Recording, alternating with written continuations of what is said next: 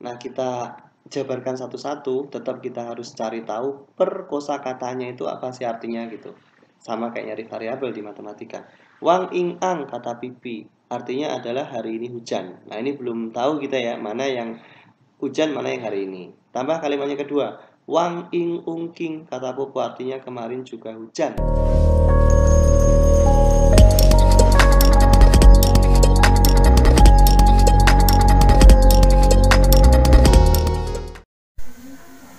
Assalamualaikum warahmatullahi wabarakatuh. Ketemu lagi dengan Mas Dika di Asiknya Belajar Matematika.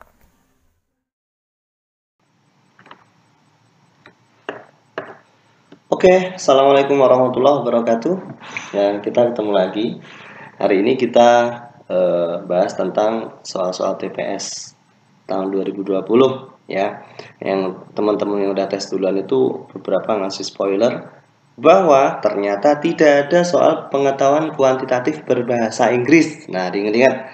Lalu subtesnya ditambah. Kalau sebelumnya cuma 4, kali ini ternyata ada 5. Ya, satu lagi itu bahasa Inggris, ternyata dia muncul subtes terpisah dari yang lainnya. Ada 10 soal sih katanya yang bahasa Inggris gitu. Nah, dan ini ada beberapa soal yang mirip ya, mirip apa namanya? Soal-soal yang kemarin keluar, ini cuma angkanya aja diganti ya, diganti. Oke. Kita bahas ya. Sekarang nomor 1. Sebanyak 500 siswa akan mewakili sekolahan dalam perlombaan tingkat nasional pada 2 cabang perlombaan, yaitu sepak bola dan futsal. Jika 450 siswa bermain di cabang sepak bola dan 250 siswa bermain di cabang futsal, ya, jika X adalah jumlah minimum siswa yang bermain di kedua cabang permainan dan Y adalah jumlah maksimum siswa yang bermain di kedua cabang permainan tersebut, maka nilai Y min X adalah siswanya ada 500 dan itu pasti ikut lomba semuanya, ya, nggak ada supporter di situ. Paham ya? Jadi semuanya ikut lomba 500 siswa itu. Nah, dari 500 itu ada 450 bermain di cabang sepak bola dan 250 bermain di cabang futsal. Di cabang futsal. Nah, berarti ada kemungkinan beberapa siswa yang bermain di 2 cabang, gitu ya. Nah, kemungkinannya berapa aja? Ini sudah disimpulkan. X itu kemungkinan paling kecil, nilai banyak siswa yang bermain di 2 cabang. Y itu nilai maksimum banyak siswa yang bermain di kedua cabang. Nah, oke, sekarang kemungkinan yang pertama. 250 siswa ini bermain futsal. Ini kita anggap semuanya juga bermain sepak bola. Berarti nanti diagram Venn-nya kan seperti ini, dia ada di dalam. 250.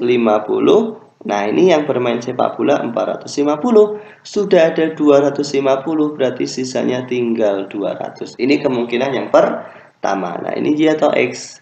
Nah, sekarang nanti kita lihat ya. Kemungkinan yang kedua, dari 250 itu tidak semuanya bermain sepak bola. Gitu, ada beberapa aja. Misalkan kita anggap sebagai X. Jadi hanya beberapa aja. Sepak bola 450, di sini sudah ada X, berarti nanti ya 350 dikurang nilai X-nya. Yang futsal juga sama nih, 250 dikurang X. Kalau ini kan jelas berarti yang suka keduanya 250. Kalau ini harus nyari nilai X-nya terlebih dahulu. Nah, caranya gimana? Ya, kalau pakai cara biasa langsung aja nih. 500 sama dengan ini semuanya ditambah. Berarti 450 dikurang X ditambah X ditambah 250 dikurang X.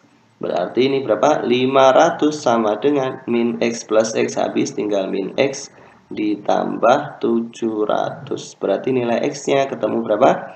700 kurang 500, 200. Nah, ini nilai X-nya. 250 sama 200 gedean mana?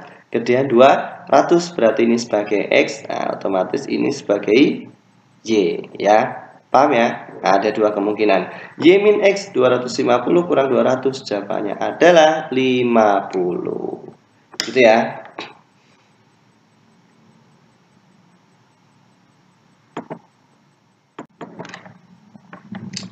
Sekarang nomor 2. Ya, soal nomor 2. Eh, sebuah password terdiri dari 4 digit yang terdiri dari angka dan huruf dengan ketentuan sebagai berikut. Angka pertama adalah bilangan asli genap, angka kedua dipilih dari 2, 3, 5. Huruf pertama konsonan selain X, dan keempat huruf kedua adalah A. Tentukan berapa banyak susunan password yang bisa dibentuk dari aturan tersebut. Tidak ada keterangan angka atau hurufnya tidak boleh berulang atau berbeda ya. Jadi ini bebas, boleh beda, boleh sama. Oke, berarti ada 4 kotak karena dia 4 password. 4 password ya. Oke, ada 4 password. 1, 2, 3, 4. Angka pertama adalah bilangan asli genap. Bilangan asli genap itu berarti 2, 4, 6, 8. Ada 4 kemungkinan yang boleh masuk di angka pertama ini. Angka kedua dipilih dari 2, 3, 5. Nah, udah disebutin ada 3 pilihan. Angka atau huruf pertama konsonan selain X. Huruf konsonan itu total abjad itu 26. Huruf vokalnya A, I, U, E, O ada 5. Dikurang 5 berarti 21, ya kan?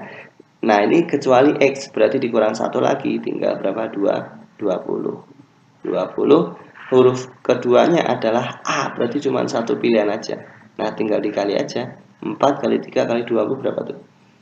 240. Jawabannya adalah yang C.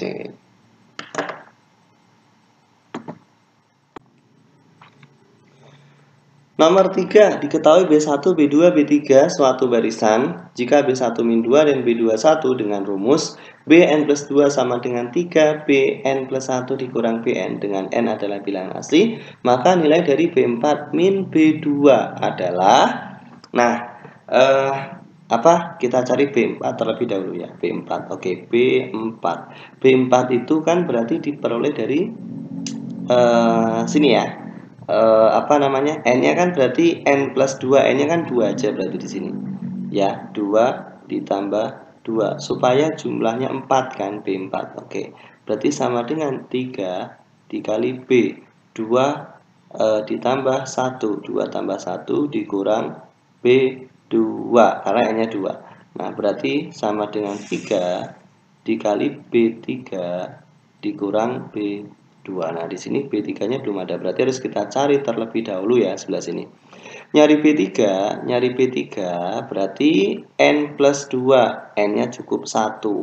Ya, supaya jumlahnya 3. N plus 1, 1 plus 3. Sama dengan 3 dikali B. Ya, 1 ditambah 1 dikurang B1. Sama dengan 3 kali B2 dikurang B1. Nah, tinggal masukin. B2-nya itu adalah 1. Nah, berarti B1-nya min 2. 3 ditambah 2 itu hasilnya adalah 5.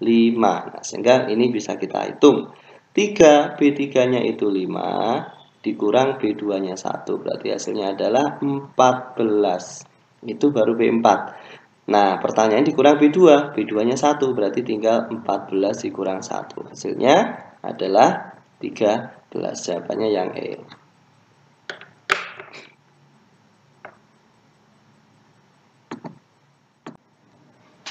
Nomor 4, matriks. Ya, diketahui matriks A, X min 3, 4, X plus 1, 3. Jika matriks A adalah matriks singular, maka nilai X adalah, nah ini konsep ya. Gampang, tapi kalau lupa konsepnya ya pasti bingung gitu ya. Matriks singular itu adalah matriks yang tidak mempunyai inverse alias determinannya sama dengan 0. Ya, diingat-ingat matriks singular itu determinannya nilainya 0. Determinan itu perkalian anggota dari matriks tersebut, yaitu A dikali D dikurang B kali C. Berarti 3 dikali X min 3 dikurang 4 dikali X plus 1 nilainya harus sama dengan 0. Nah, tinggal dikali aja biasa. Berarti 3X min 9 dikurang 4X min 4 sama dengan 0. 3X dikurang 4X itu min X min 9 min 4 min 13 sama dengan 0. Berarti X-nya ketemu berapa? Min 13. Jawabannya adalah yang B.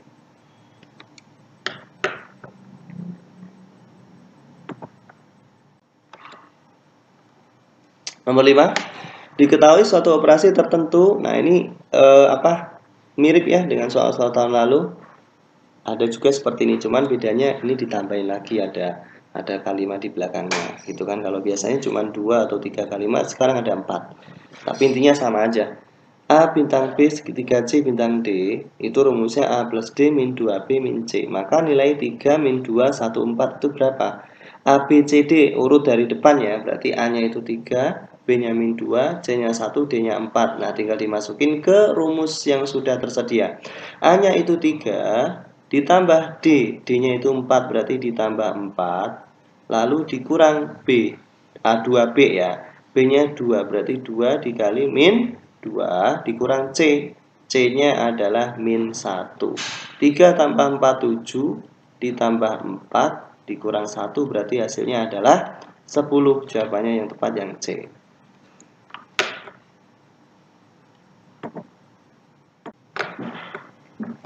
Sekarang nomor 6. Nah, ini grafik ya. Tahun lalu juga banyak soal grafik ya. Jadi gampang ini ya. Grafik itu udah sering keluar di soal-soal TREO juga. Kenaikan pengunjung hari Jumat Sabtu. Nah, ini pernyataan pertama sebanyak 30 orang. Jumat ke Sabtu sebanyak 30 orang kenaikannya. Benar nggak? Coba kita cek. Jumat itu 5, Sabtu 30, berarti naiknya berapa? 25, berarti pernyataan satu salah. Otomatis yang A ini pasti salah. Rata-rata pengunjung per hari adalah 20 orang. Rata-rata ya. Oke, kita hitung. 15 ditambah 10, 25 ya. 25 tambah 25, 50. 50 tambah 20, 70. 70 tambah 5, 75. 75 ditambah 30, 105 tambah 35, 140. Berarti total semuanya 140 dikali berapa hari ini? 7 ya, Senin sampai Minggu dibagi 7. Hasilnya sama dengan 20 orang per hari ini rata-ratanya. Berarti ini benar ya. 2 itu benar. Oh ya, ini tadi juga pasti salah ya, karena nomor 1 aja salah. Tempat wisata ditutup pada hari libur. Ada keterangan di sini? Tidak ada, berarti yang nomor 3 juga salah. Pasti salah. Ini C juga salah. Salah, jawabannya yang tepat adalah yang B. 2 dan 4.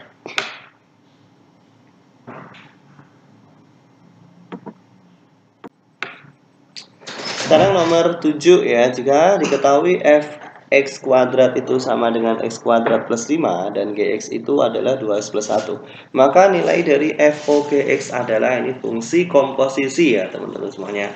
Nah, masalahnya adalah nilai atau fungsi fx-nya itu belum normal karena di sini x-nya X kuadrat. Jadi ini harus kita rubah dulu menjadi fx. Caranya gimana? Nah, masih ingat kan? Kita misalnya X kuadrat itu adalah A. Jadi X itu sama dengan akar A. Nah, ini kita masukin ke fungsi fx kuadrat ini. Sehingga nilainya fx itu menjadi, ini hanya pemisalan, berubah jadi variabel X.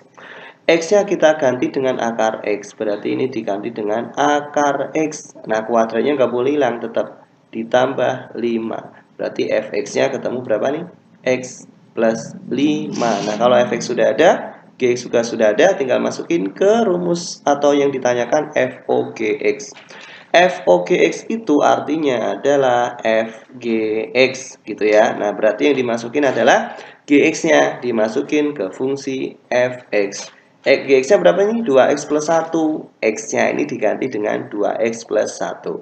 2x plus 1 ditambah 5 ya. 5, berarti jawabannya adalah 2x plus 6. Jawabannya adalah yang E.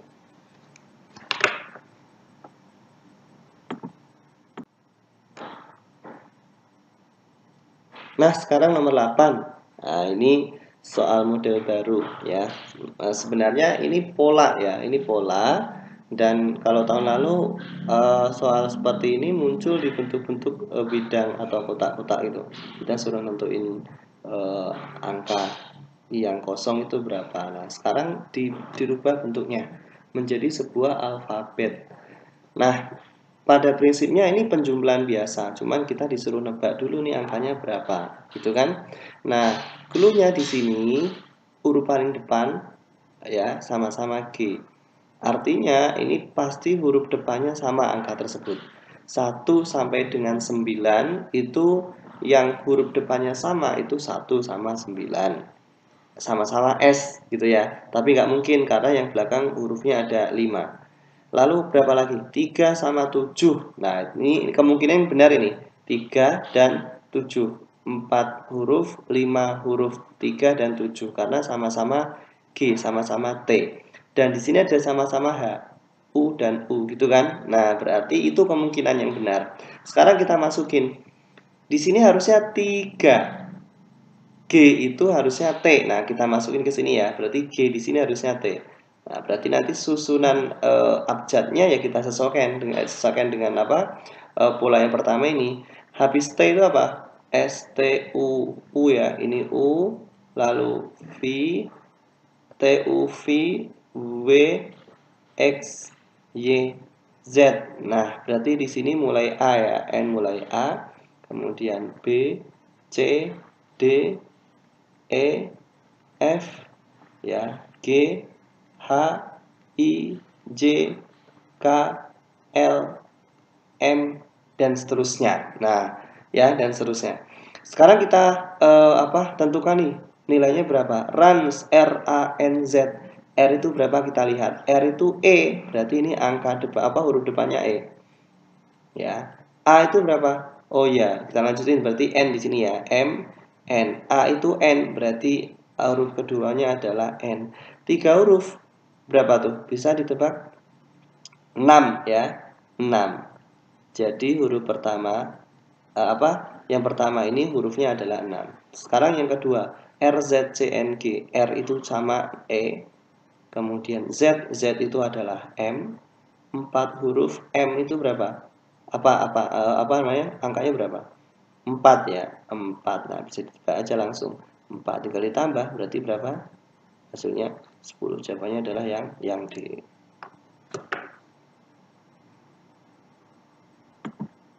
Ya, provokatif.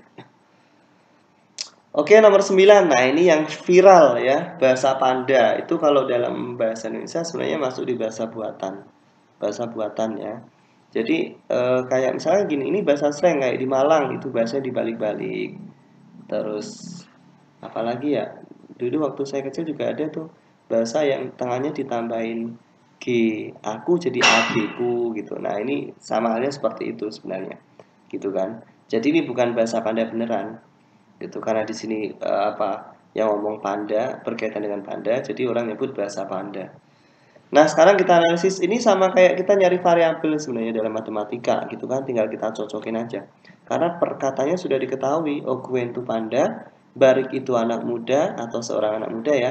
Ogwens berarti jamak ini ya, banyak panda. Dan kalau Ogwen Barik Ngik itu anak muda menyukai panda. Nah, kita lihat susunan kalimatnya ya, susunan kalimatnya. Anak muda menyukai panda. Anak muda itu Barik, panda itu Ogwen. Nah, di sini yang menyukai itu anak muda. Subjeknya ini predikat ini objek, tapi nulisnya dibalik. Pandanya dulu di depan, objeknya dulu di depan, lalu subjek predikat gitu aja ya. Berarti objek, subjek, predikat. Jadi beda dengan pola kalimat bahasa Indonesia ya, harus subjek, predikat, objek. Ini OSP, objek, subjek, predikat. Oke, nah sekarang ke pertanyaannya. Jika dia mengatakan Panda menyukai anak muda, berarti ini subjek, predikat, objek. Nah, objek ini taruh di depan. Anak muda itu bahasanya Barik, berarti depannya harus Barik. Ini pasti yang A salah, salah, salah, salah. Jawabannya pasti yang D.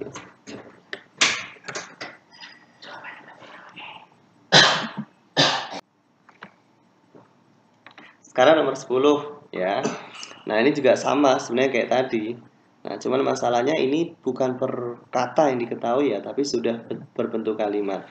Nah, kita jabarkan satu-satu, tetap kita harus cari tahu per kosakatanya itu apa sih artinya gitu. Sama kayak nyari variabel di matematika. Wang ing ang kata pipi, artinya adalah hari ini hujan. Nah, ini belum tahu kita ya, mana yang hujan, mana yang hari ini. Tambah kalimatnya kedua. Wang ing ung king, kata Popo artinya kemarin juga hujan. Yang sama kata apa nih? Yang sama adalah wang. Ya, wang itu berarti bisa kita simpulkan wang itu artinya hujan. Wang itu artinya adalah hujan. Nah, hujan ya. Terus yang pertama itu hari ini. Yang kedua kemarin.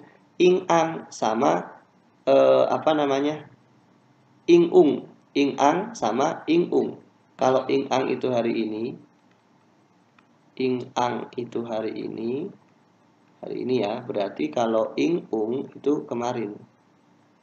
Nah, hari ini ya, ing ung berarti kemarin. Nah, king itu berarti juga karena di sini ada tambahan kata juga. King itu artinya juga. Juga ya. Oke. Nah, terus nung ing ung kata Pipi membentuk apa? Artinya kemarin cerah. Ing ung kemarin tadi benar ya.